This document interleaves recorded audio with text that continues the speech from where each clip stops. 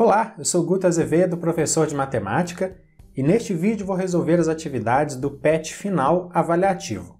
Para ver todos os vídeos do PET desde o volume 1, clique no cartãozinho que vai aparecer lá no outro canto da tela na parte de cima. Se você acompanha o meu canal, você sabe que eu sou parceiro da maior rede de estudos e compartilhamento do Brasil. Esse aqui é um recado rapidinho para você passar lá na rede e acompanhar as últimas atualizações que eu fiz na minha página.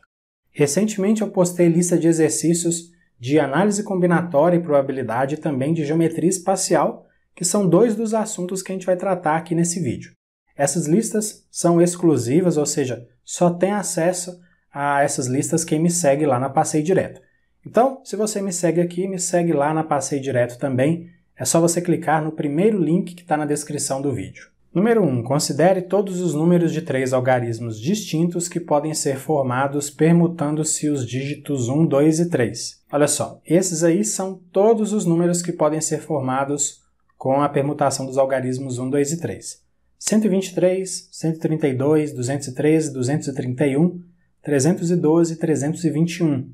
São 6 números diferentes. Primeira pergunta, qual é a probabilidade de, escolhendo um desses números ao acaso, ele ser par? Os dois números pares desse conjunto são 132 e 312, então a probabilidade é de 2 em 6, simplificando fica de 1 em 3 ou então 1/3. Letra B, qual é a probabilidade de escolher um número ímpar? Os 4 números ímpares desse conjunto são 123, 213, 231, 321. Então a probabilidade é de 4 em 6, simplificando, probabilidade de 2 em 3 ou 2/3. E letra C, probabilidade de ser um múltiplo de 3. Aí olha só que interessante, todos os números eles são múltiplos de 3, todos eles são divisíveis por 3. Então a probabilidade vai ser igual a 1, ou 100%, esse é um evento certo. E letra D, qual é a probabilidade do número ser maior do que 200? Esses aí são os 4 números maiores do que 200, 213, 231, 312 e 321. Então aqui também a probabilidade é de 4 em 6, ou 2/3. Número 2. A bandeira de um estado é formada por 5 faixas A, B, C, D, E dispostas conforme a figura. Deseja-se pintar cada faixa com uma das cores verde, azul ou amarelo, de tal forma que faixas adjacentes não sejam pintadas com a mesma cor. O cálculo do número de possibilidades distintas de se pintar essa bandeira com a exigência acima é qual? Eu vou usar essa tabela aí para construir a minha solução, tá? Começando pela faixa A, existem 3 cores disponíveis. Verde, azul e amarelo. Aí, para pintar a faixa B, eu só posso usar 2 cores. Por quê? Porque a cor que eu usei ali na faixa A, eu não posso usar mais agora. E para pintar a faixa C, só existe uma cor disponível porque a faixa C ela é vizinha tanto da faixa A quanto da faixa B. Então, a gente não pode usar as cores que foram usadas nas faixas A e B. Para pintar a faixa D, também só tem uma cor disponível porque a faixa D é vizinha das faixas C e A, então não dá para usar as cores que foram usadas nessas 2 faixas. Para terminar, para pintar aí a faixa E, a gente tem 2 cores disponíveis, por quê? Porque a faixa E só não pode ter a mesma cor da faixa D, porque essas 2 faixas são vizinhas. Agora, aplicando o princípio fundamental da contagem, a gente conclui ali que a alternativa B é a resposta correta. Então, o número de possibilidades distintas de se pintar a bandeira é calculado dessa forma. 3 vezes 2 vezes 1 vezes 1 vezes 2. Número 3. São dados 4 números x, y, 4, 6 nessa ordem. Sabendo que os 3 primeiros estão em PA e que os 3 últimos estão em PG, determine x e y. Bom, vamos organizar aí as ideias. Olha, em PG, para começar, estão os números y, 4 e 6, que são os 3 últimos números ali da sequência. Então, a partir do segundo termo, a razão entre cada termo e o seu antecessor é um valor constante. Essa é a característica principal das progressões geométricas. Como que a gente traduz isso que eu disse? Olha só. A razão entre o terceiro termo 6 e o segundo termo 4 é igual à razão entre o segundo termo 4 e o primeiro termo, que é y. Fazendo a multiplicação cruzada, vai ficar 6y igual a 4 vezes 4. Então, 6y é igual a 16. Continuando ali do outro lado, veja que eu passei o 6 dividindo, então ficou y igual a 16 sobre 6. Dá para a gente simplificar isso, dividindo os 2 termos por 2. então fica y igual a 8/3. Agora vamos para a segunda parte do problema para a gente encontrar o valor de y. O texto diz que em PA estão os 3 primeiros números, que são x, y e 4. Só que y é igual a 8/3, a gente acabou de calcular isso. Então a PA de 3 termos fica assim, x, 8/3 e 4. Na PA, a partir do segundo termo, a diferença entre cada termo e o seu antecessor é constante. Essa é a principal característica das progressões aritméticas. Como que a gente traduz isso nessa situação? A diferença entre o terceiro termo, que é 4, e o segundo termo, que é 8/3, é igual à diferença entre o segundo termo, que é 8/3, e o primeiro termo, que é x. Vamos resolver essa equação. A única coisa que eu vou fazer no próximo passo agora é o seguinte. Eu reescrevi aí o 4 na forma de fração, 12/3. Então ficou 12/3 menos 8/3 igual a 8/3 menos x. Continuando ali do outro lado agora, eu passei o x para o primeiro membro, deixei todas as frações no segundo membro, então ficou x igual a 8/3 mais 8/3 menos 12/3. Fazendo essas continhas aí, as frações todas têm o mesmo denominador, bem fácil. Então, x é igual a 4/3. Prontinho, estão aí determinados os valores de x e de y dessa sequência. Número 4. Uma pessoa encheu o cartão de memória de sua câmera 2 vezes, somente com vídeos e fotos. Na primeira vez, conseguiu armazenar 10 minutos de vídeo e 190 fotos. Já na segunda, foi possível realizar 15 minutos de vídeo e tirar 150 fotos. Todos os vídeos possuem a mesma qualidade de imagem entre si, assim como todas as fotos. Agora, essa pessoa deseja armazenar neste cartão de memória exclusivamente fotos, com a mesma qualidade das anteriores. O número máximo de fotos que ela poderá armazenar é igual a quanto? Olha só, vou utilizar a letra F para representar o número de fotos e a letra V para representar o número de minutos em vídeo. De acordo com o texto, encher o cartão com 10 minutos de vídeo e 190 fotos é a mesma coisa que encher com 15 minutos de vídeo e 150 fotos. E isso é representado por essa equação que eu montei. 10V mais 190F igual a 15V mais 150F. Trocando alguns termos de membro, a gente encontra 190F menos 150F igual a 15V menos 10V.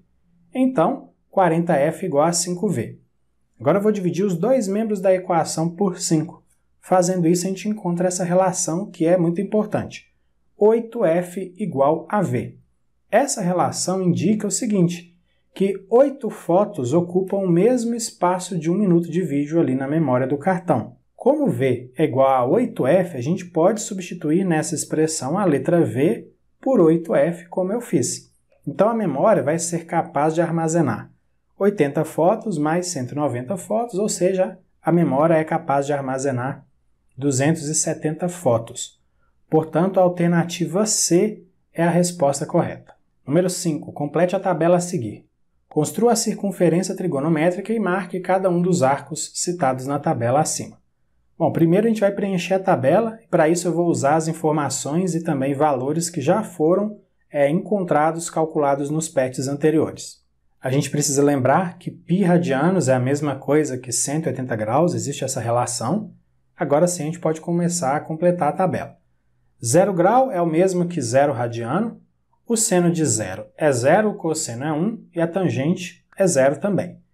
Em relação ao ângulo que mede π sobre 4 radianos, a gente substitui π por 180 graus e aí a gente encontra a medida correspondente de 45 graus. O seno e o cosseno de 45 graus são iguais a raiz quadrada de 2 sobre 2 e a tangente é igual a 1. 90 graus é a metade de π, ou seja, π sobre 2 radianos. O seno de 90 graus é 1, o cosseno é 0 e a tangente não existe, porque a divisão de 1 por 0 é impossível no conjunto dos números reais. Por que eu estou falando isso? Porque a tangente de um ângulo é a divisão do seno pelo cosseno. Na próxima linha, π radianos equivalem a 180 graus, o seno e a tangente de 180 graus valem 0 e o cosseno é igual a menos 1. Em relação ao ângulo que mede 3π sobre 2 radianos, a gente substitui π por 180 graus e a gente encontra a medida correspondente de 270 graus. O seno de 270 graus é menos 1, o cosseno é 0, a tangente não existe, aí mais uma vez porque a gente teria que dividir 1 por 0, essa divisão no conjunto dos números reais não é possível. Na próxima linha 360 graus é o dobro de π radianos, ou seja, 2π. O seno e a tangente de 360 graus são iguais a 0 e o cosseno é igual a 1.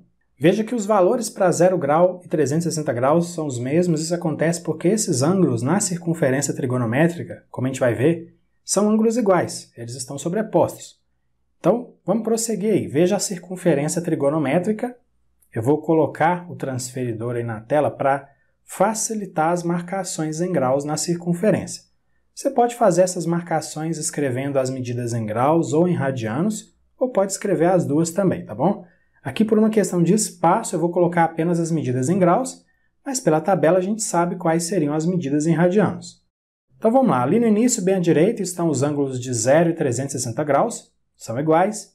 Depois o ângulo de 45 graus, lá em cima tem o ângulo de 90 graus. Do outro lado, ali bem à esquerda, está o ângulo de 180 graus. Lá embaixo tem um ângulo de 270 graus. Então prontinho, está tudo marcado, mas eu retiro o transferidor para você ver só a circunferência e as marcações dos arcos. Número 6. Preencha o quadro comparativo sobre alguns dos sólidos geométricos estudados. Olha, não existe uma única forma de preencher essa tabela, até porque existem diferentes definições e os livros também trazem explicações diferentes sobre os elementos e as classificações dos sólidos, tá? O importante é ter uma ideia geral. Vamos lá, os prismas são poliedros nos quais duas faces poligonais, chamadas de bases, são congruentes e se situam em planos paralelos e as demais faces, chamadas de faces laterais, são paralelogramos. As pirâmides são poliedros com faces formadas por polígonos e as faces laterais formadas por triângulos, unidas em um vértice a uma certa altura. Os elementos do prisma são vértices, arestas, que se dividem nas arestas da base e também nas laterais, tem as faces, que são as bases e as faces laterais. Os elementos da pirâmide são os vértices, sendo o vértice da pirâmide e os vértices da base. Tem também as arestas da base e as arestas laterais. E tem também as faces, que são a base e as laterais. Alguns livros trazem a altura também como um elemento. No caso da pirâmide regular, tem o apótema da pirâmide também, como um elemento. O prisma pode ser classificado conforme o polígono da base. Existe também o prisma oblíquo e o prisma reto, sendo que dentro do grupo dos prismas retos existem aqueles que são regulares. As pirâmides também podem ser classificadas conforme o polígono da base. Tem a pirâmide oblíqua e a pirâmide reta, sendo que dentro do grupo das pirâmides retas existem aquelas que são regulares. Agora vamos falar sobre características das planificações. Nos prismas, as bases são polígonos e as faces laterais são paralelogramos. E em relação às pirâmides, a base é um polígono e as faces laterais são triângulos. Continuando, agora vamos preencher a parte do cilindro e do cone. O cilindro circular é um sólido geométrico formado por duas bases circulares em planos diferentes e paralelos e também por todos os pontos que estão entre essas bases. E o cone circular é um sólido geométrico formado por todos os segmentos de reta que ligam os pontos de uma base circular até um ponto fora da base, que é o vértice do cone. Os elementos desses dois sólidos são as bases. Alguns livros colocam o raio da base circular também como um elemento. Tem as superfícies laterais, tem também a altura, tem também o eixo e alguns livros também trazem a geratriz não só para o cone, mas também para o cilindro como um elemento. E em relação à classificação, tanto o cilindro quanto o cone podem ser oblíquos ou então retos. Agora a gente vai ver as características das planificações. No cilindro circular, a base é um círculo. No caso do cilindro reto, a face lateral é retangular. A base do cone circular é um círculo. E no caso do cone reto, a face lateral é um setor circular. Então é isso, concluímos as atividades do PET final avaliativo. Grande abraço para você, bons estudos e até a próxima. Tchau, tchau!